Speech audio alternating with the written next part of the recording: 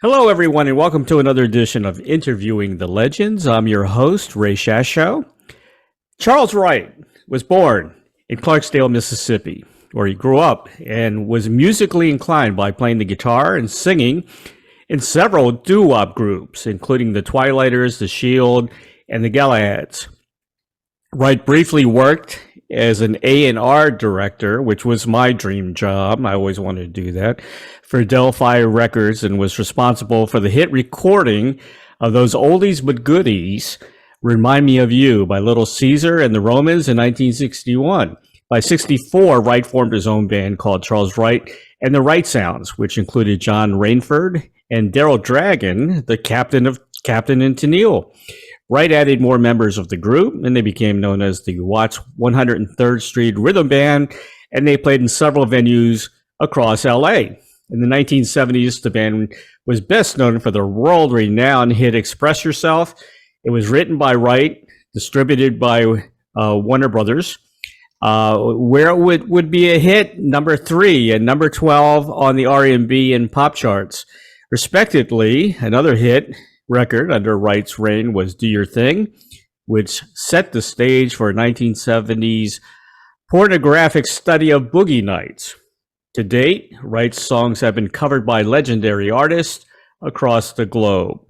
During the rise of hip-hop in the 1980s, many rap artists sampled chunks of funk from Wright's wax, including NWA and their smash track Express Yourself, Brand Nubian Funk, Naughty by Nature, Gang Starr, and Sean P. Diddy Combs also gleaned inspiration from Wright's work. Please welcome the legendary soul, R&B, funk singer, songwriter, and multi-instrumentalist Charles Wright to Interviewing the Legends. Hello, Mr. Wright. How are you today? I'm fine. How are you doing there? We're doing good, man. I'm a big R&B fan, soul, funk, big time fan. I'm originally from DC, and DC, we had all the big hits come out, and I met a lot of great stars back in the day because my dad had a store in downtown DC. We had the Lowe's Palace, which was 2 doors from him, which was a movie theater turned into kind of a concert thing, and the Shy Lights, the Spinners, James Brown. I mean, everybody came there, and they came down to the store, and I got to meet a lot of them. So, oh yeah, I go way back with R&B, man. I want to start by talking about Jesse Belvin. Yes. Jesse was kind of an inspiration to you, right? Looking up, He was an inspiration probably to most all the entertainers that come out of Los Angeles. He was in the Penguins, big doo-wop classic, Earth Angel, sold 10 million copies. Good Night, My Love. I mean, the list goes on. This guy was incredible. He had an alter ego. He made lots of hit records with different names. If you ever hear Eugene Church, Pretty Right. Girl, Mm-hmm. The Shields, You Cheated, he was responsible for that. I'm drawing a blank, but he did so many records. He produced so many records on different vocal groups. Every day you come over his house, he have a house full of doo-wop singers. Everybody waiting their turn, want to sing something that Jesse's written or that he's had something to do with it. And Jesse, he made his living basically selling songs. Mm-hmm. He'd write songs and he'd take them to Hollywood, and these wannabe writers would buy them from him. He used to take me to Hollywood with him once. He took me on his wing, and he'd sell the same song to 2 or 3 guys sometimes. One time I asked him why he did that. He said he did it because they all promised him that they would pay him royalties once the record hit. And he produced so many hits, written so many hits, and they never did do it, so he didn't give a damn anymore, he said. But he was a great guy. I mean, he was really inspirational. You come to his house, you see everybody. Mm-hmm. Got a guitar, Watson. I don't know if you know who George Matola is, one of the people who bought songs from Jesse. Yeah. George Matola, Ray Peterson, Mm-hmm. Gaynell Hodge, you know who that is? Mm-hmm. I remember the name Hodge. Yeah, he and his Yeah. Yeah. brother singing in the Turks. They had a group called the Turks. And Mm-hmm. Jesse, yeah. Jesse was a great guy, man. He died at 32. He had accomplished so much in this short time. I mean, that's so bad the way he passed away in a car accident, which they think, and there was never an investigation that the car was tampered, right? That's what they were thinking about. Yeah, well, there was a place in Little Rock we used to play. Right. There's a fence down the middle, black people on one side, white people on the other side. You know, I hate to hear those stupid stories. You know, that was such a stupid time, man. You know? But anyway, the white kids showed up late and they demanded another show. Right. But it was not Jesse's band, it was Jackie Wilson's band, and Jackie Wilson said no. Mm-hmm. They went out there and they cut their tires with razor blades. Oh my God. It's ridiculous. The tire was cut with a razor blade in the middle of the night, and he had another car coming on. Both of them were doing 80 miles an hour plus, I heard. Killed both him and his wife. Unbelievable. And his roadie. There should be some kind of a movie about Jesse, you know, and just his history. And I mean, it'd be a great movie, you know? Absolutely right. You're absolutely right. I Yeah. don't know if there'll ever be one. I'll feature him a lot in my next book. Good. Which will be coming out in the middle of the year. Awesome. And I hope people catch on. You were lucky enough in the Shields. You played with Jesse and Johnny Guitar Watson, right? Yeah. Wow. Yeah, Jesse actually put me in the business because the way I met him was he has a song called One Little Blessing. Mm-hmm. And I heard him sing that song on the radio. It was so beautiful, his voice. Oh my God. So I looked him up in the phone book. Mm-hmm. Only Belvin in LA. I don't know if you want to hear this story. Sure. I looked him up in the phone book. I called him, Mr. Belvin, I want to sing and I want to sound just like you. He gave me the best piece of advice I ever got. He said, get your own style, boy, leave mine the fuck alone. That's great. That's a good story. I thought that would be a compliment, I said. He said, well, you ever hear Johnny Ace? I said, yeah. He said, well, how would you like if I was trying to sound like Johnny Ace? I said, oh, no, you have this style that I love. Right. If you don't get it by now, boy, I'm hanging up. I said, oh, no, please don't hang up. I wasn't singing yet. Right. I said, I don't know what y'all doing, but I just want to be a part of it. Mm-hmm. He let me come over to his house that weekend on that Saturday for a rehearsal with the Turks. And I went over there, man. When I left there, you couldn't pull me out of this business with no rope in the world could have took me away from this business. Mm. I had to be. So I went and started rehearsing. He told me about a guy who had a studio and a record label close in the neighborhood there. So I went to the guy and I asked him, could he audition me? I was starting a group up. He said, yeah, but make sure you guys are ready when you come in. Finally, when we went to audition, my cousin, he sang like a songbird. Mm-hmm. in the first couple of songs, and I would sing. I started singing, and the guy said, "Oh, hold it, hold it, hold it. Don't you ever try to sing lead. Stay in the background for the rest of your life. You don't try to sing lead, okay?" I was embarrassed. I think one of the guys was snickering. I heard a little snicker in the man's voice. But anyway, I went. It was in those days it was safe to go down in the tunnels. We got these tunnels, around near schools where kids can go under. Right. Across. So I go in there at night and practice for about 6 months, and I went back to the studio, and I had written a song. I sit down at his piano and sing the song. He said, "You're not the same guy. You can't be." That guy told me not to ever sing lead again. "You're going to be my superstar from now on." And he recorded me. Wow. First hit record, my first time I went in the studio. So you created your own destiny, man. You called them up, you practiced, and it was all you, really.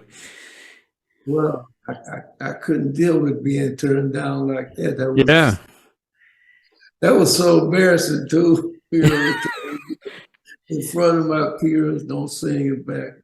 Yeah, but you needed that, I think, to give you that, Yeah, put me at work. Yeah. Well, it's a good thing he turned out to be a good guy, though. It could have gone the other way, too. Yeah. These guys with big egos, That's awesome to have a mentor, That's what a lot of people look for, and Jesse Belvin was a great mentor. When he showed me how to get to Hollywood, I probably never made it to Hollywood had not met Jesse. Yeah. Did Motown ever come looking for you? No, the guys that ran the Motown office here, who started the Motown office here, I put them in business basic. Really? Harold Davis and everything they done to get to Motown, I done them for. I played the guitar, I played the piano, sang background, did everything they needed to do to get there. They never would. Only one time they allowed me to meet Berry Gordy. And by the time they got that job and became prominent with that job, I became one of the, if not the hottest studio guitarists in LA. Right. Never hired me one time. Everybody wanted me to be on their session, but they never did. Unbelievable. Because you're a multi-instrumentalist. That's rare. That's very rare. Well, I had to learn how to play it because I had to show the guys that I played with my band. Right. We're not reading musicians, so I had to show them what I wanted. So I had to show the drummer how to play the drum part, the bass player. I still do that, the guitar player. So I had to learn those instruments, the piano. I'm not good at any of them. Yeah. In an interview you did, you were talking about how music back in the day, it was honest. And the electric drums came. The thing that I hate the most is the auto tune, because you get a horrible singer with the auto tune, and that's not real, right? These electrical instruments, they're right. The drum, when you hit a drum, it percusses. So what we have now, these electric drums, just and it's not good for you. It's bad for your heart. Yeah. And the way I learned that is I read a book called "Endowment My Children." It was written by a witch doctor. And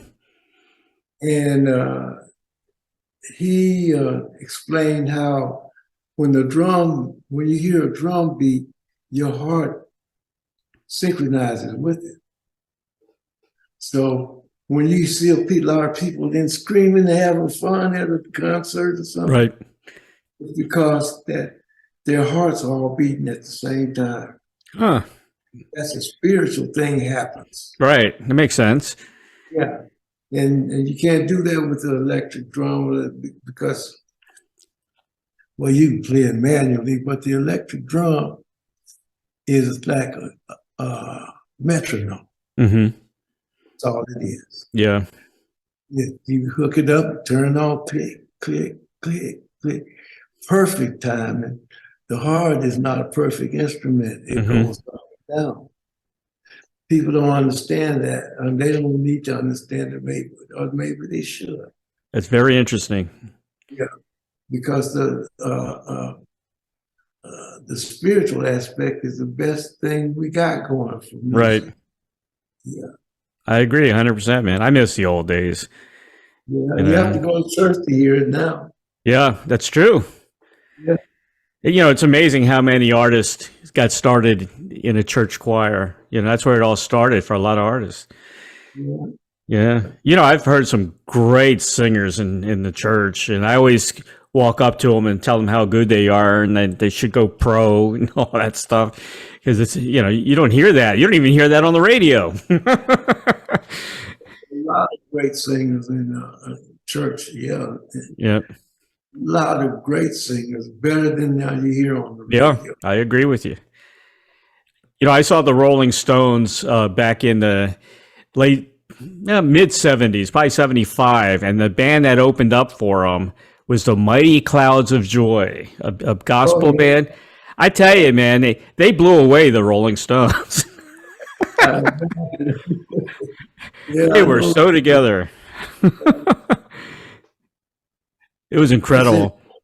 That's interesting. I never heard of that concert before. Yeah. Yeah, they sometimes they would put these, bands that didn't make any sense to play with them just so they wouldn't be upstaged. But, they got upstaged that night, I'm telling you. Well, you said you're writing another book, and I just want to mention Up From Where We've Come. That was your first book, which is a great book.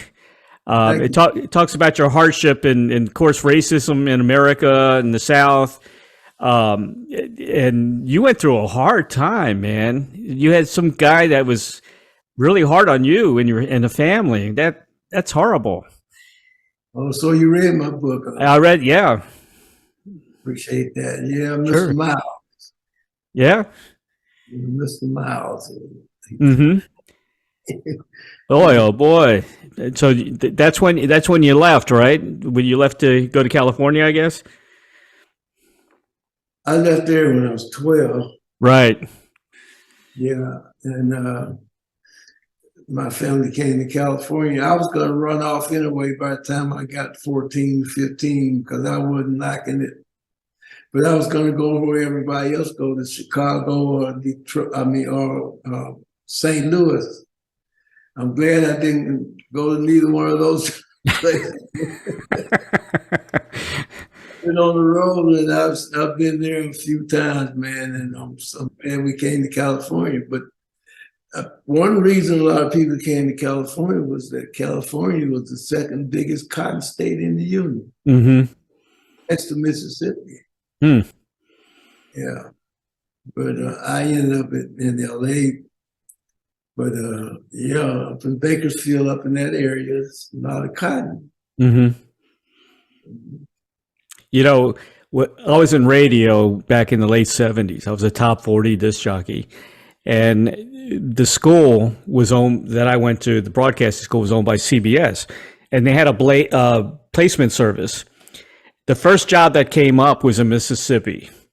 And I turned it down because I was, kind of a hippie guy. And I was afraid to go to Mississippi because I'm thinking the KKK, they're going to beat me up. If they don't like your philosophy, they might do that. Yeah, exactly. Because I was kind of a hippie guy, and they don't like hippie guys. So I turned it down, and I stayed in Florida. That's not too good either. I don't like Florida that much. Well, the place I was at was not a good place. It was in the middle of the state. I was in an orange grove, living in an old trailer with a guy from New York. We were roommates, and if you try to pick one of the oranges, the guy had a shotgun and he would shoot at us. So no, it wasn't a good place. Gotta be kidding. No, I'm not. That's interesting. Well, Express Yourself, which is one of my favorite songs of all time. Thank you for that, by the way. It was a big hit. But you know, there was another song you did that I think at the end of the year for Billboard charted even higher. Was Loveland, right? And a lot of people don't know that because I think Loveland charted at 50. Express Yourself, I think, was 57, and I'm talking about the end of the year charts for the final chart for the year. Yeah, and that was a great tune as well. I don't want to elaborate on it, but I'll tell you that was the worst thing I ever did. Really, you're kidding me? And the hardest thing I ever did. Really? Why is that? I recorded it about 40 different times, not 40 different takes. Okay. Trying to get it right, and finally I did. Mm-hmm. That was the end of my group. That broke my group up. That was it, huh? Wow. Basically, yeah. Huh. That year, 1970, I mean, you were in great company because you had the Beatles and Let It Be, you had the Temptations, Edwin Starr, of course, B.B. King, Dionne Warwick and all her hits, Simon and Garfunkel, Diana Ross, Jackson 5. I mean, what a time for music, man. And all this stuff, all these guys were on Top 40 radio, you know? We were so lucky back then. That was near the end of R&B as we know it. I hate, to be honest with you, I mean, I hate to put my music in that category. Right, you said that. You know, when people ask me what kind of music you make, I usually say good music. Mm-hmm. It is good music. I strive to make good music. Yeah. But you know, there are differences when you say soul, R&B, and funk. There are, I can hear the differences. You know, when I hear funk, I'm thinking of the Funkadelics, Parliament, that kind of thing. George Clinton, that's definitely funk. and you've got some funk in a lot. Your last album, A Little Bit of Everything. Oh, that's the new one, isn't it? A Little Bit of Everything. That's coming out. I tried to get a copy of that. It wasn't out yet. No. But Taking It Back, I did listen to. I gave it 5 stars. You did? I did. Because the album sounds like a classic, that was recorded back in the 60s and early 70s. It's a classic already. And it's new songs, man. It's great. Yeah, well, I try to keep it going, but it's tough all by yourself. Try to keep it going, Right. A lot of people are selling out. I know. I've been fighting for 30 years with the electric drum. You don't like that electric drum. Oh, I don't. Some of the guys are most notable guys in the business. I've talked to them, man, let's don't do this because we're going to lose it. Mm-hmm. They tell me what we used to do ain't happening no more. Right. Why is everybody trying to do it then? Yeah. If even the guys doing electric stuff, they're trying to do what we did. They're only doing it cheaper. Right. Exactly. Yeah. Exactly. The other thing is they've got like organs that are playing guitar music and they're playing the other instruments, Yeah. You got a whole orchestra on an organ, Yeah. It's crazy. But you had a conversation with Stevie Wonder, and Stevie said he was into the electric drum, right? He said it was technology. That's what I just told you. Even Maurice White, I mean, a good drummer. Right. I couldn't get him off the electric drum. It's unbelievable, isn't it? Yeah. All those great bands of the 70s, the R&B bands. I mean, I saw the Ohio Players back in the 70s, I think when Funky Worm came out. They had that brass section going back. I mean, it was incredible. Earth, Wind, and Fire. Everyone had like a brass section, Sly and the Family Stone. I mean, James Brown. They all had that orchestra-like feeling, Yeah, well, I inspire most of them guys. They tell me that. Right. Ohio Players, War, definitely Earth, Wind, and Fire. That's my guitar player playing with them. I can't say I can't say George Clinton. This is the unscarred truth. I mean, right. We did a early morning television show in Cleveland one morning, and Parliament Funkadelic was there. They weren't Funkadelic; they were Parliament, right, singing a pop song. And we did "Do Your Thing," and they were standing there. Next thing I know, they were opening shows for us and wearing diapers and yeah. I thought they were silly, but they had a good idea. That costume thing they had going, which I think Kiss took from them. They were very progressive. I think they were like the Frank Zappa of funk. They had that same kind of mindset, Yeah. Yeah, I saw them. They landed the spacecraft on stage, and I saw the guys in the diaper. They're crazy. George Clinton came out of retirement. He's coming back again. I saw something the other day said he was doing his final tour. I don't know what he's doing. I go to some of his concerts when he come around. Mm-hmm. Yep. I'll check him out if he come this way. Yeah. I want to mention some of the tracks on your last album. Right off the bat, man, "Follow Your Spirit" was a great tune. Your voice is better than ever. Thank you. It is incredible. And it's a good song to dance to, man. That would have been a big hit back in the disco days for sure. And I love the horns on that. Those are real horns, right? Absolutely.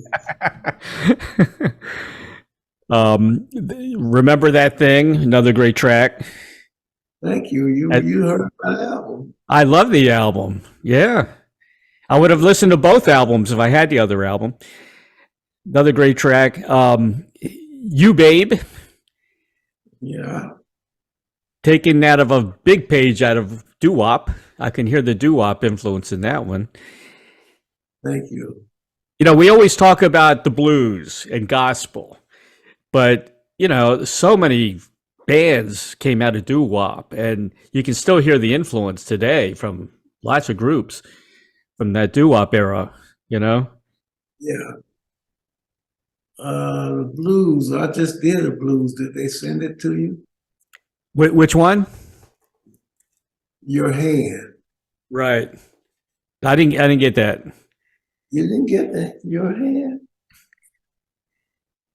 You want me to have it sent to you right now? That'd be great. That'd be wonderful. Yeah. I appreciate that. Let's see if I can do that. You can do it later too. That's fine. Well, I really hope we can do it while we're on this Zoom call. Is that a blues track? Stone Southern Mississippi Blues. Wow, that's great. Yeah. How much blues have you done in your lifetime? I've done one album of blues. My father used to be so against the blues. Hey, Mark, can you send your hand to someone right quick here. Can you give me your email address? Interviewingthelegends@gmail.com. Okay. Yeah, I really interviewing the legends At Gmail. at That's right. Gmail.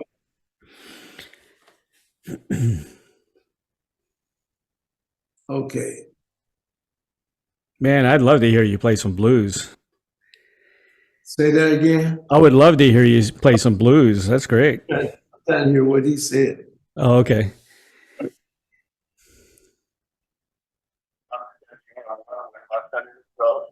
Your hand.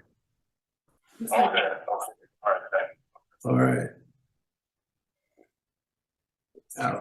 We have another song and doing it on the floor in that album that everybody's banking on. I say your hand's gonna be a smash. Good.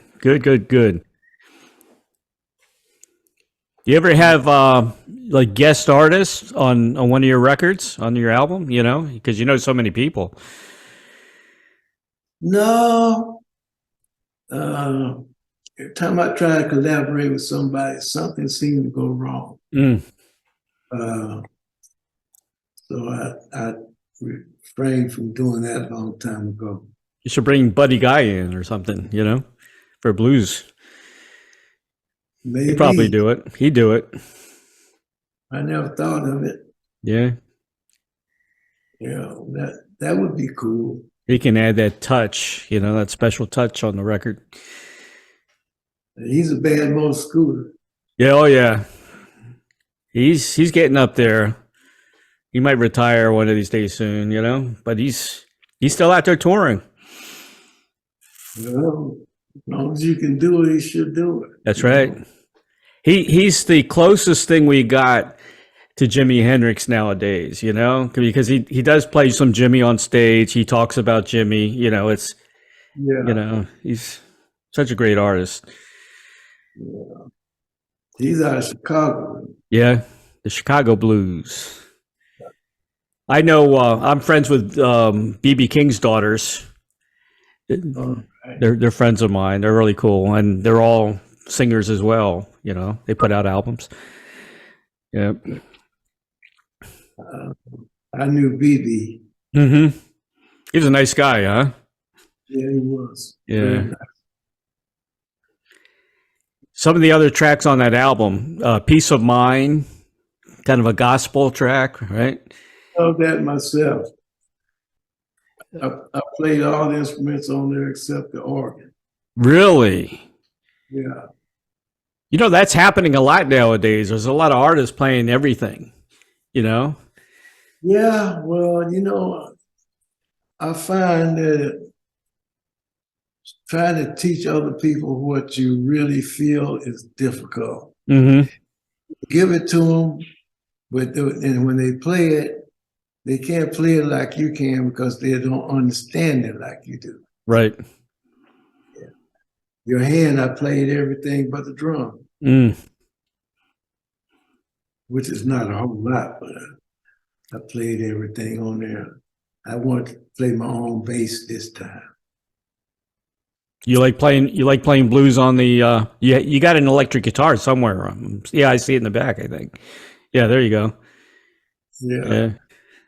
Yeah, that's my girlfriend, my wife. I like that. My girlfriend. I'd never heard that one before. My wife too. I got a 1954 Les Paul. Oh, that's worth some money. All the money I made on that one. Time to fall apart on me now, though. But I'm gonna go take it to the shop and see if I can get it fixed up. Oh yeah, that's a great guitar. Wife, this is my girlfriend. You know, one of my favorite songs on your album. Well, first of all, I want to say "Let's Make Love Tonight." That's the sexy song for all those lovers out there. It's, you know, you got to have some sexy songs, and throwing in the towel. That I think that was my favorite tune. No kidding. I really like that song. Thank you. Well, I appreciate you appreciating my music. Oh man, it's not hard to do, you know. You know, I had on recently. Do you know William Bell? Yeah, I met him once. He came out here with Booker T, him and Booker T, Right. and myself. I think I met him at an Isaac Hayes concert, Hollywood Bowl. And I did a little video on him, but the lighting was so bad. Really? Yeah. That's the only time I met with him, yes. He, you know, you did one of the greatest blues songs ever and wrote, you know, Born Under a Bad Sign, man. I was so honored to have him on the show. And he's not the originator of that, is he? Yeah, he is. Yeah. He is. And then Albert King made it famous. Yeah, you know? I thought he was the originator. I never knew this. Oh yeah, he wrote it. I'm gonna go on YouTube and check his version out. And he was great friends with Otis Redding, and he was supposed to be on the same airplane with Otis.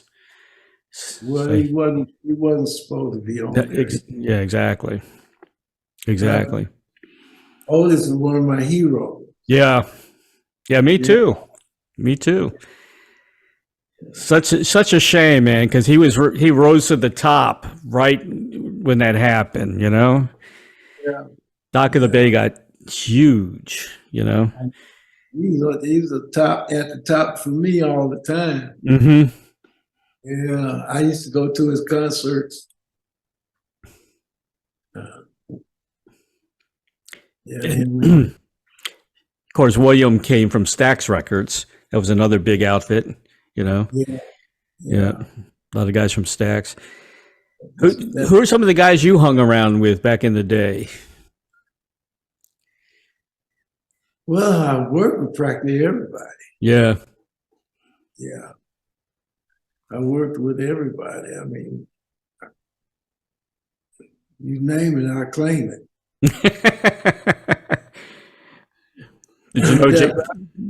Did you know James Brown? Yeah.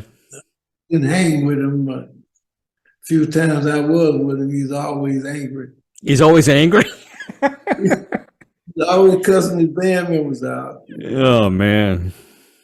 Yeah, well, you know, I have to admire him. He was tight. He was hard on his band, but they were a great outfit. Yeah, they were. One of the guys that worked with him, trombone player, he played with me on a lot of stuff. Some of that album there you got there.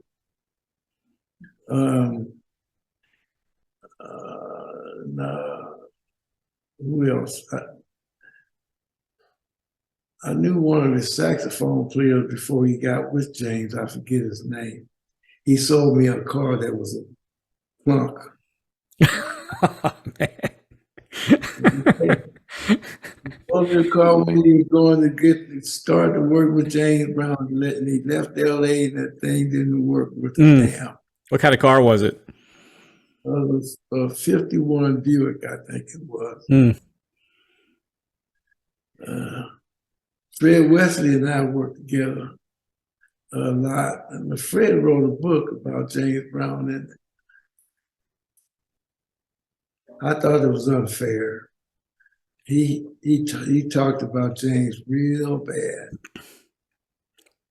You know, we all got bad stuff that, you know, have happened to us in our life. It's, you know, the guy did such a, you know, great music, and, you know, do the positive stuff, you know. Why bring out the bad stuff? They think that's going to sell the book, you know.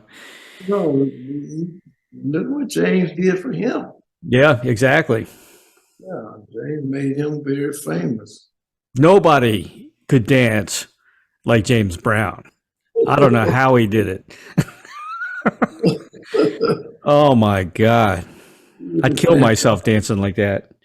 Yeah, he was a fantastic human being. He went through a lot of changes, a lot of different changes though. Yeah. But I thought he'd last forever the way he danced. Mm-hmm. He was relatively young when he died. Yeah. He looked good though. He always looked good. Not what you look like when you do what you do. Yeah. I saw him probably a couple of years before he passed away in concert. Yeah. And he was still dancing around and stuff, you know, still good. The only thing with James, don't use his personal bathroom. Oh. He'll try to shoot you. I don't blame him. Who wants strangers using your bathroom, you know? I didn't know that about him. Yeah. Somebody Yeah. tried to do that at, I think he might have been in his house, I guess, or his office or something like that. But it wasn't like a relative or a friend. It was, you know, kind of a stranger. And he came after her, you know? I'm sure he didn't like that. No, we all got our quirks. Yeah. What did you ever receive that record? Let me check. I know you should have got it by now. Let's see. Yep, I got it. Okay, you want me to go ahead and listen to it? Sure. All right. All these little gaps we have in this interview, I can edit out. That's not a problem. Oh, you want to take it out? Don't even worry about it. It's pre-saved link. He has it. We emailed the pre-saved link, so he should have it. I got it. I do have it. Yeah. Okay. Yeah, I got it. I'm not trying to schedule your show now. If you don't want to play it on this show, that's good. I can add it later to the show if you want me to. Yeah. And we'll put, is there, where can people get this song? Is it out yet? Yeah, you get it on CD, baby. Okay. Yeah, they put on a whole lot of other outlets. Okay. Mm-hmm. Well, I stream this show everywhere. You know, it's on Spotify, it's on everywhere, so everybody will know where to get it. Yeah. I'll listen to it. Okay, I hope you like it. Oh, I will. I'll love it. Are you kidding me? You know, my dad had stores in DC downtown with electronics, so I grew up learning about the first reel-to-reel, the first transistor, the first Discman, you know, all that stuff. First Walkman. That store was. He started out in Baltimore in 1960, 1959, something like that. Retail electronics. It was a record store or electronics? All electronics. Oh, man. Record players, cameras, you know, all that stuff, you know. Well, you must know a lot of stuff. Yeah. I saw all the changes in electronics. And one guy who came to the store, and I sold him a pair of binoculars, the Zoom binoculars, Luther Ingram. Oh, yeah. What a nice guy he was, man. Yeah. But we get, you know, artists like that every once in a while. You know, I met the Temptations and, you know, all kinds of great people, you know. Yeah. I just interviewed Melba Moore recently. Oh, she's beautiful. Isn't she gorgeous? I think we had a crush on each other. That's fair. She looks good. She still looks great. Yeah. I don't know how she looks now, but I booked her out here once about 25 years ago. Mm-hmm. Yeah. Oh, we did a Zoom call and she looks wonderful. Yeah. She looks really good. Good. You know, the other thing, you're talking about honest music. The thing that really killed a lot of dignity in the music business was the scratching of the records.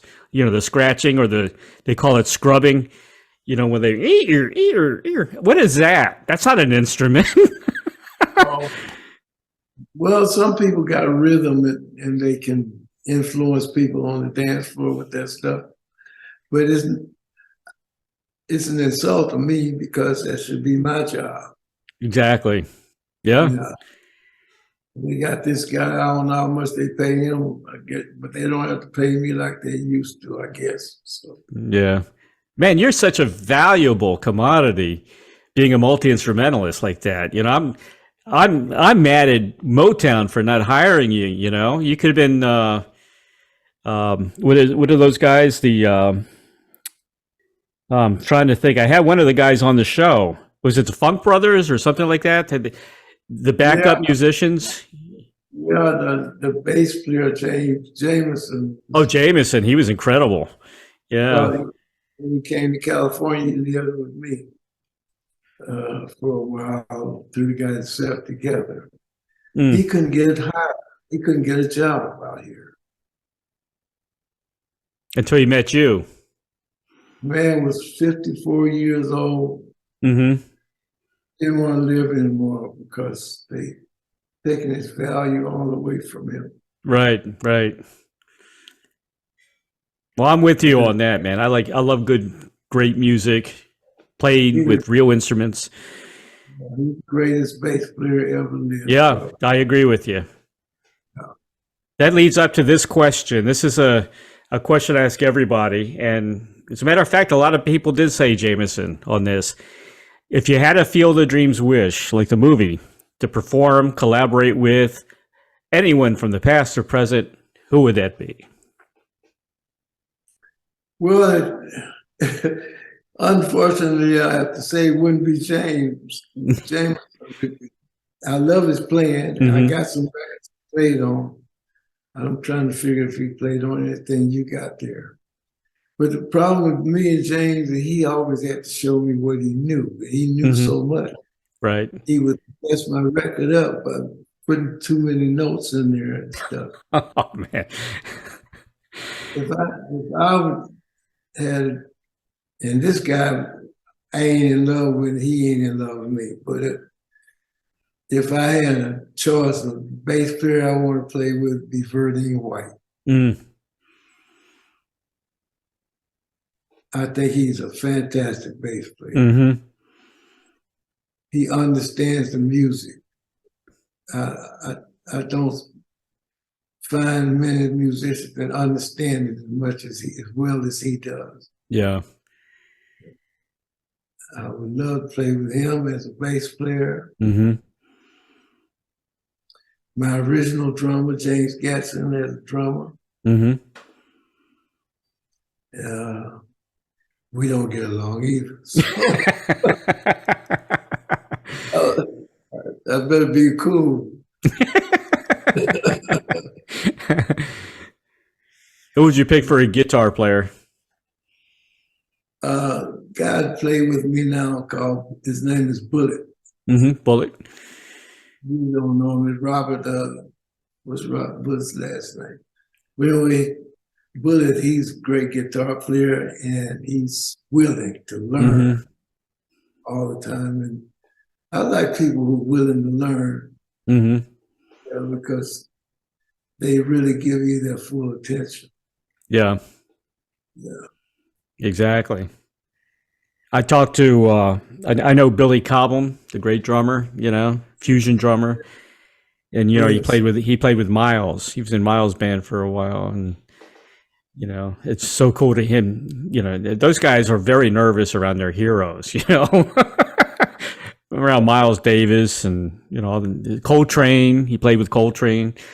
Those guys. Imagine playing with those guys. You know, jeez. Yeah, I had a conversation or two with Miles. Mm-hmm. Did you? Yeah. I was having a problem with my drummer, so Right. I asked, "What do you do when you're not getting along with your drummer?" Mm-hmm. He said, "I fire his ass." I said, "Okay." So I had a drummer. His name was Tony Williams. one night he came to the gig and he probably had caught this chick, and she kept walking back and forth across the stage. Mm-hmm. And so I let him play a solo. And this whole solo consisted of, I got a new baby, I got a new baby. I don't know how the song goes. So I fired his ass that night.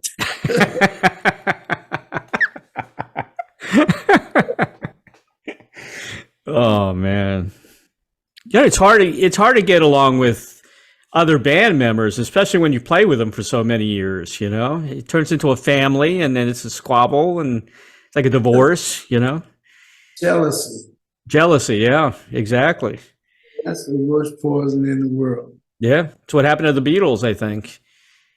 Probably so. They want to do their own thing, and you know, they didn't treat George very good in the band because McCartney and Lennon were always the guys who always wrote all the songs, but they didn't realize how much talent George had. Yeah. You know, yeah. Do you still talk to Stevie Wonder? No. No, I was going to say, tell him to get back out there again, man. We miss him. Yeah, I don't know. Stevie must be mad at me or something, man. I don't understand. He asked me when we both went downtown to City Hall, receive an award at the same time one day. And we were leaving. Stevie grabbed me by the arm, said, "Listen, you guys ought to make a record called Respect Yourself." Mm-hmm. So to keep kids from doing drugs and stuff. Right. That's the idea. So when I did it, but I didn't, I think where I messed up, I didn't ask him to be a part of it. Oh, okay. And after that, we've been estranged. Mm. Well, it's never too late to make amends.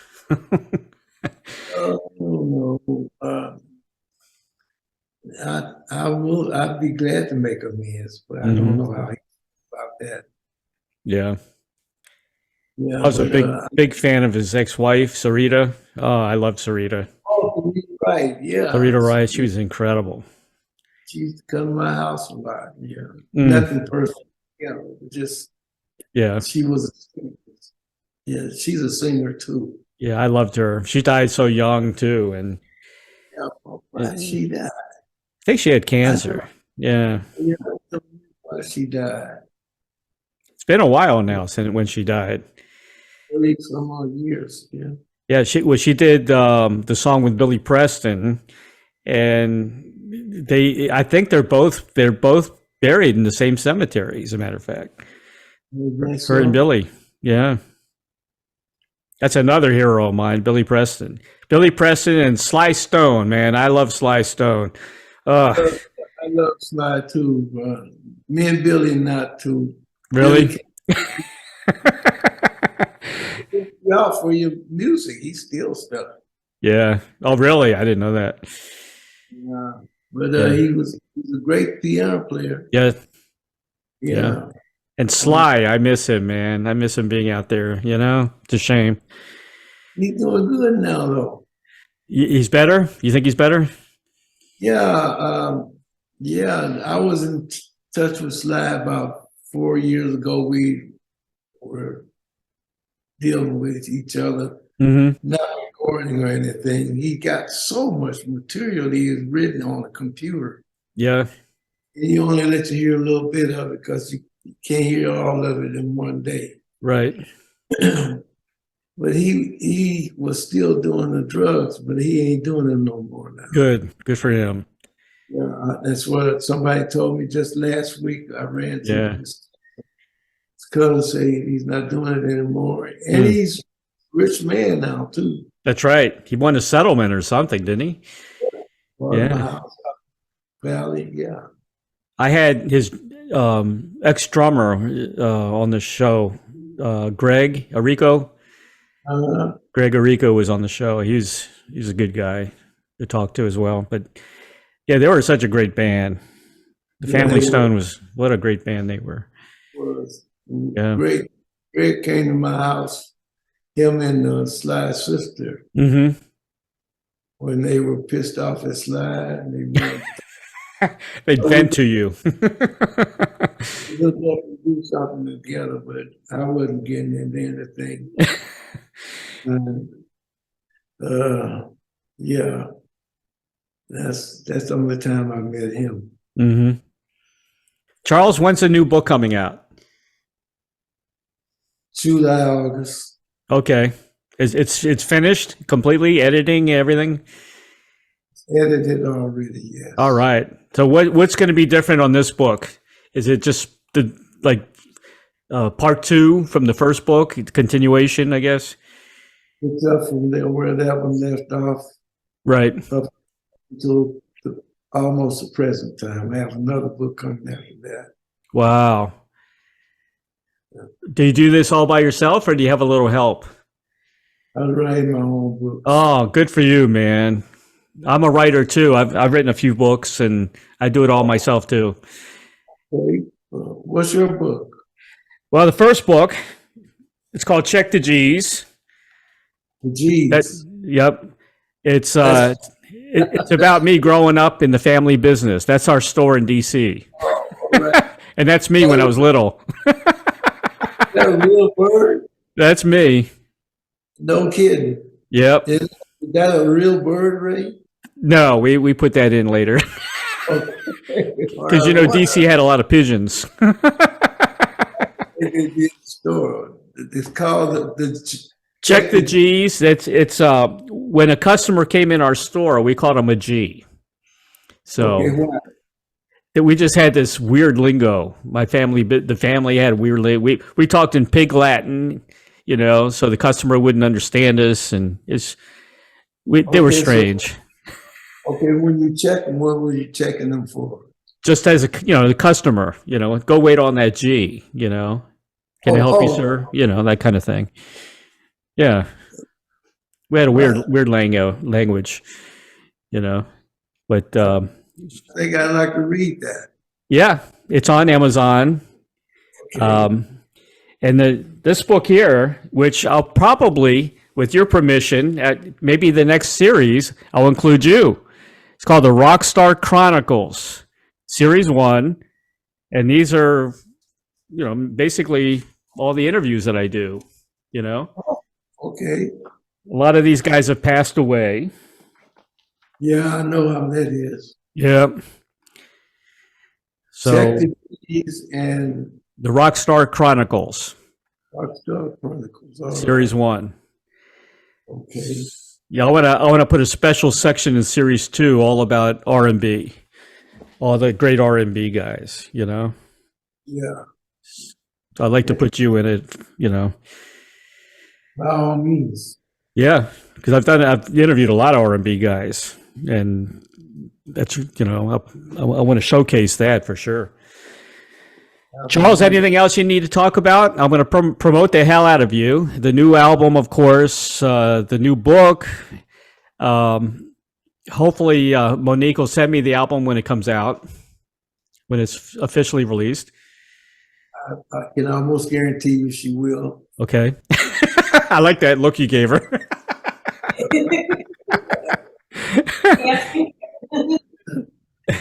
That was like a James Brown look, yeah, she will. Did we not touch on anything today? Was there anything else you need to talk about? It's your show. Yeah, but I want to make sure I cover everything for you, You'll be here till day after tomorrow. That's why you're writing books.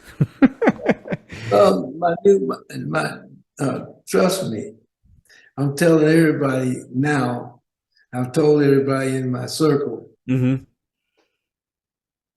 I got a hit record. The blues song, right? Okay.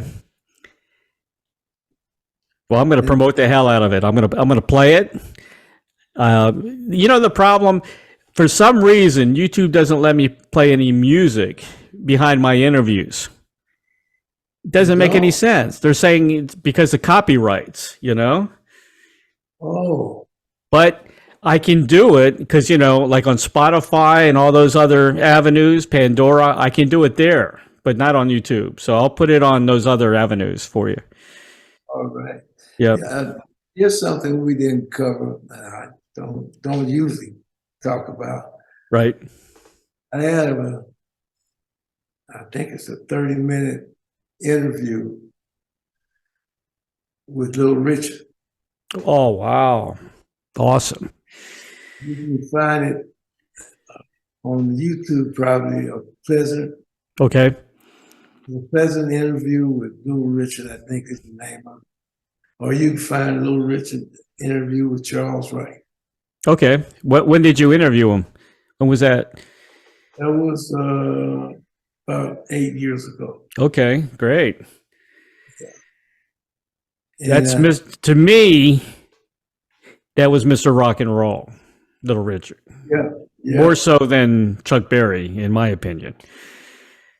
And if you listen to all the Beatles music, especially the early stuff, that's the ooh, that's Little Richard, man.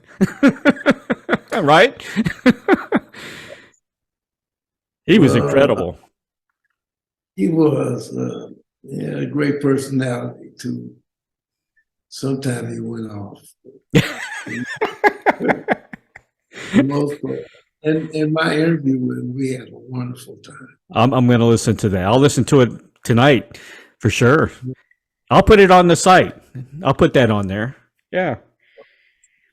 Yeah, won't hurt. Nope. You know who his biggest fan was? Muhammad Ali. You think so? Yep. He loved Little Richard, man.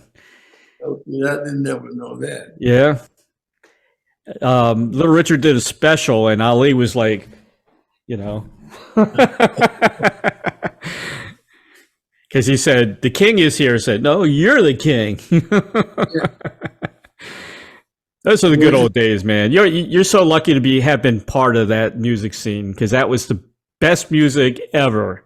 And unfortunately, I don't think it'll ever come back. I wish it would, but I don't think it will. That's a shame if it doesn't come back. Yeah, but it's been a while now, and I don't see any changes yet. Have you?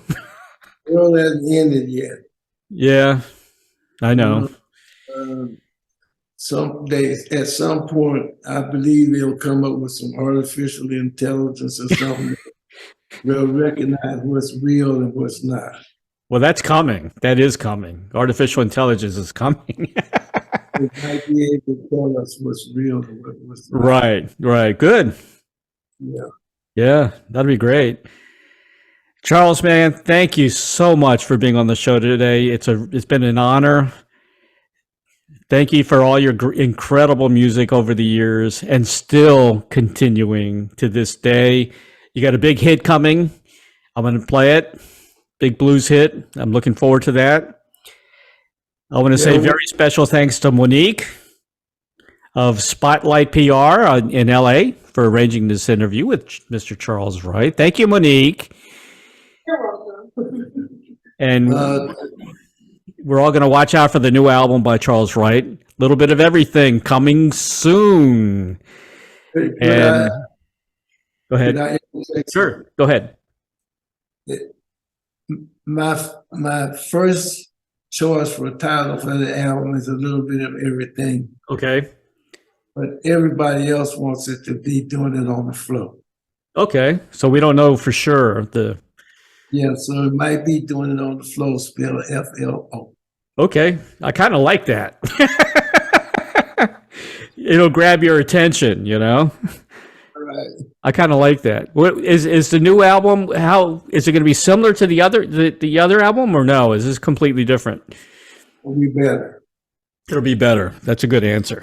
It's just going to be better. I can't stop listening to it myself. That's a good sign when you can listen to your own stuff, man. I just want to say, Up From Where We've Come, you can get that at Amazon.com, An Eventful Journey. That's out. More information about Charles Wright, you can go on his website, which is expressyourself.net, Facebook, YouTube, Spotify. You're everywhere. So it's easy to get a hold of you and find out all about you. All right. Charles, God bless you, man. Thank you for everything. Monique, I'll shoot you the published links once this interview airs. Okay, awesome. What's the turnaround time? Well, I got a bunch of. I've been really busy, so we're probably looking at a few weeks, if that's okay. Yeah, that's good. Are we okay with that? Yeah, that should be fine. If you need it sooner, I can bump somebody if I have to. The sooner the better. But, Okay. but if it'll be about a couple of weeks, we can work with that. Okay, cool. I got Tony Orlando coming up. We're going to see what he's been up to all this time too. Yeah.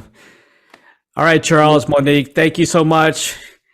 Well, bless you, Ray. And Bless you thanks for too, having- man. And Bless once you all. again, thank you for everything you do. Appreciate it. Thank you. All right, man. Take care. Bye-bye.